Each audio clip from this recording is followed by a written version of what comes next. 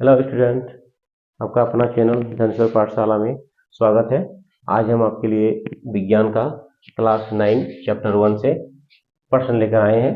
प्रश्न है, गर्म शुष्क दिन में कूलर अधिक ठंडा क्यों करता है। ये प्रश्न है, गर्म शुष्क यानी गर्मी के दिनों में, शुष्क यानी गर्मी के दिनों में कूलर अधिक ठंडा क्यों करता है। यानी कूलर जब चलता है तो पंखा की अपेक्षा ज्यादा ठंडा महसूस होता है। इसका क्या कारण? पंखा अधिक गर्मी प्रदान करता है, पंखा उतना ठंडा नहीं दे पाता है जितना कूलर देता है। इसका रीजन क्या है, ये प्रश्न है।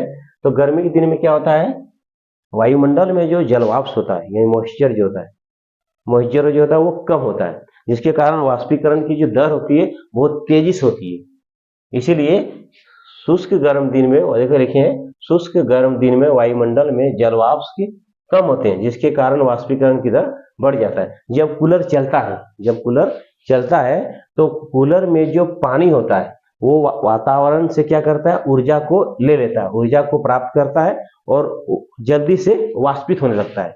यानी समझ रहे हैं आप, जल्दी से क्या करता है, वो वातावरण से कूलर का जो पानी होता है, कूलर का में जो पानी होते हैं वो पानी क्या करता है, वातावरण से ऊर्जा को लेता है और तेजी से वाष्पित होता है, जिसके कारण कूलर अधिक ठंडा प्रदान करता है। तो आपका आंसर मैंने यहाँ लिख दिया है, आप देख के लिख सकते हैं। गर्म शुष्क दिन में वायुमंडल में जलवाष्प, जलवाष्प यानी वो हीजर जो होता है, वायुमंडल में जो पानी की छोटी छोटी बूंदे होती है, गर्मी के दिन में वो नहीं होते हैं, जिसके कारण वाष्पीकरण यानी वाष्पन की क्रिया जो होती है वो बढ़ जाती है। जब कूलर चलता है यानी कूलर जब स्टार्ट होता है, जब उसमें पानी होती है, वो पानी क्या करता है, वातावरण से ऊर्जा प्राप्त करता है और ऊर्जा प्राप्त करता है, तेजी से वो वाष्पित होता है और इसी वाष्पन के कारण ही कूलर अधिक ठंडा प्रदान करता है।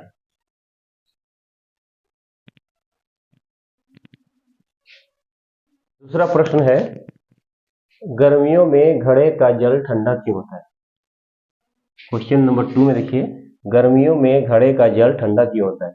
यानी लोग गर्मी में घड़े का पानी पीना पसंद करते हैं, क्योंकि घड़े का पानी जो होता है वो ठंडा होता है। तो घड़े का पानी ठंडा होता है, जबकि बाल्टी में रखते हैं या किसी मग में रखते हैं या किसी टब में रखते हैं तो वो पानी ठंडा नहीं होता है, जबकि घड़े का पानी ठंडा होता है। तो क्यों होता है, इसका प्रश्न हम लोग प्रश्न उत्तर जानने का प्रयास करेंगे। गर्मियों में देखो, गर्मियों में क्या होता है, अभी बताया मैंने, गर्मियों में वायुमंडल में जो मॉइस्चर होता है, वो जलवाष्प जो होता है, जो जल की छोटी छोटी बूंदें होती है, वो नहीं होता है, जिसके कारण वाष्पीकरण का जो दर होता है, उसका जो स्पीड होता है वो बढ़ जाता है। ठीक है। और जब घड़े में क्या होते हैं, छोटे छोटे छिद्र होते हैं। घड़े में देखेंगे आप कि छोटे छोटे बहुत छिद्र, छिद्र क्या, उसको रंध्र भी कह सकते हैं, छोटे छोटे छिद्र होते हैं, जिससे हमेशा पानी निकलते रहता है, जिससे पानी क्या होता है, वो हमेशा निकलते रहता है और वो पानी जो होता है घड़ा से उष्मा को प्राप्त करता है। वो जो निकला हुआ जल था, घड़े से जो पानी रिश्ता है, धीरे धीरे वो रिश्ते रहता है, हमेशा वो रिश्ते रहता है। घड़े से जो छोटे छोटे छिद्र होते हैं, उस घड़े के छिद्र से हमेशा पानी रिश्ते रहता है। वह पानी क्या करता है, घड़े में जो पानी होता है उससे उष्मा प्राप्त करता है, जिसके कारण घड़े का पानी ठंडा हो जाता है।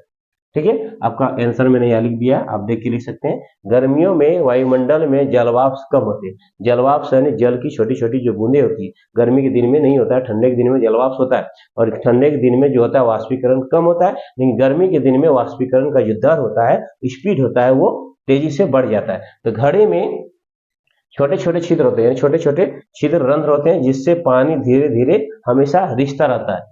जो वाष्पन के लिए, जो पानी रिसा जो बाहर निकला, वो वाष्पन के लिए जल से उष्मा लेता है, यानी घड़े में जो पानी था उससे घड़े का पानी में जो उष्मा था उसको ले लेता है, जिसके कारण घड़े का पानी ठंडा हो जाता है। ठीक है, आपको समझ में आ गया होगा। आपको यही लिखना है, ये जो मैंने लिख दिया आपको इसको नोट कर लीजिए।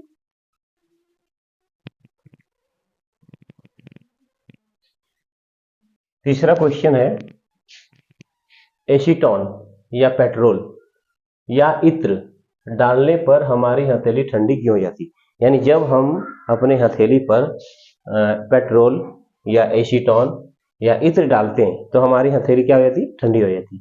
तो इसका कारण क्या है, हथेली ठंडी क्यों हो जाती, इस प्रश्न का उत्तर हम लोग अभी बताएंगे। होता क्या है कि जब हम पेट्रोल या इत्र या फिर एसीटोन हथेली पर डालते हैं, तो पेट्रोल जब हथेली पर डालते हैं तो ये क्या करता है, ये वाष्पित हो जाता है और वाष्पित होने के कारण क्या होता है, वाष्पीकरण के दौरान क्या होता है, हमारे हथेली की सतह से ऊर्जा को वो अवशोषित करता है, और अवशोषित करने के क्रम क्या होता है, वाष्प अगल बगल का जो वातावरण होता है, हथेली के आसपास जो वातावरण होता है वो ठंडा हो जाता है, इसीलिए हमारी हथेली क्या होता है, ठंडा महसूस करने लगती है।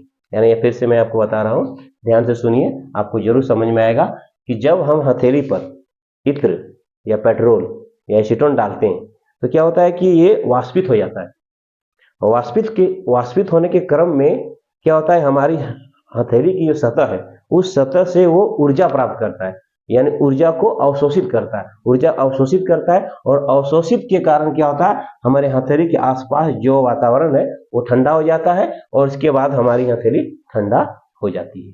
ठीक है, इसलिए मैंने इस उत्तर लिख दिया है, आप देखकर भी लिख सकते हैं। देखिए, जब लिखा है जब हम अपनी हथेली पर एसीटोन या पेट्रोल या इत्र डालते हैं तो यह वाष्पित हो जाता है, यानी हथेली पर जैसे डालते हैं तो ये क्या होता है, तेजी से वाष्पित हो जाता है, और वाष्पीकरण के क्रम में क्या होता है, हथेली की सतह से ऊर्जा को वो अवशोषित कर लेता है, यानी हमारे हाथ में जो ऊर्जा है वो अवशोषित कर लेता है, और अवशोषित करने के क्रम में क्या होता है, हमारे हथेली के आसपास जो वातावरण है वो ठंडा हो जाता है, और उस ठंडा के कारण क्या होता है, हमारी हथेली ठंडी हो जाती है। ठीक है,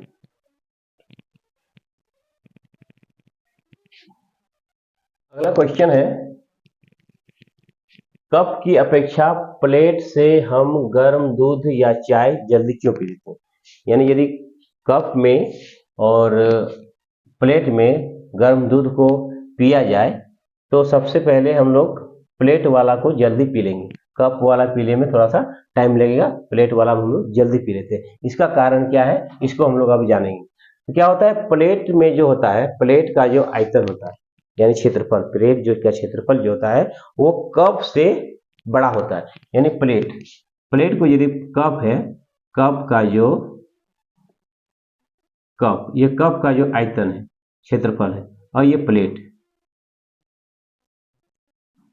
ये प्लेट का क्षेत्रफल क्या होता है, बड़ा होता है, और कप का कम होता है, यानी कप का क्षेत्रफल कम होने के कारण उसका जो वाष्पीकरण का जो दर होता है वो धीमा होता है, और जबकि प्लेट का जो क्षेत्रफल होता है वो अधिक होता है, और उसमें वाष्पीकरण की दर जो होती है वो तेजी से होता है, और इसी वाष्पीकरण के कारण ही क्या होता है, प्लेट का जो गर्म दूध या ठंडा चाय होता है वो जल्दी ही ठंडा हो जाता है। ठीक है, आपको समझ में आ गया, इसका मैंने आंसर लिख दिया, या देख लीजिए, कप का क्षेत्रफल कम होता है जिसके कारण कप में वाष्पीकरण का दर कम होता है, यानी धीरे धीरे होता है, जबकि प्लेट का जो क्षेत्रफल है, प्लेट का क्षेत्रफल कप से अधिक होता है, और जिसके कारण वाष्पीकरण का दर तेजी से कप में होता है, जिससे प्लेट का गर्म दूध या चाय जल्दी ठंडा हो जाता है और हम उसको आसानी से पी लेते हैं।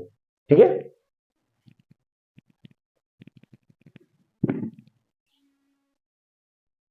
पांचवा क्वेश्चन है, गर्मियों में हमें किस तरह के कपड़े पहनने चाहिए? अभी तक आपने मेरा चैनल सब्सक्राइब नहीं किया है तो सब्सक्राइब कर दीजिए, लाइक कर दीजिए, फॉलो कर दीजिए, ताकि इस तरह का आपको वीडियो मिलता रहे, है ना।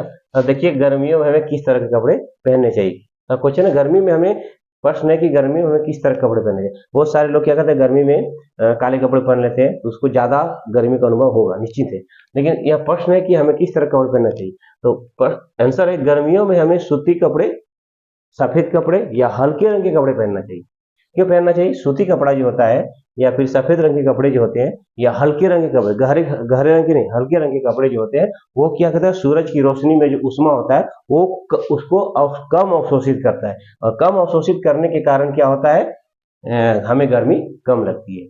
आपको समझ में आ गया होगा कि सूती कपड़ा या सफेद कपड़ा या हल्के रंग के कपड़े हमें गर्मी में पहनने चाहिए। क्यों पहनने चाहिए? क्योंकि ये कपड़े जो होते हैं उष्मा को, यानी सूरज की रोशनी में जो गर्मी के दिन में जो उष्मा होता है वह उष्मा को कम अवशोषित करता है, और कम अवशोषित करने के कारण क्या होता है, हमें कम गर्मी लगती है।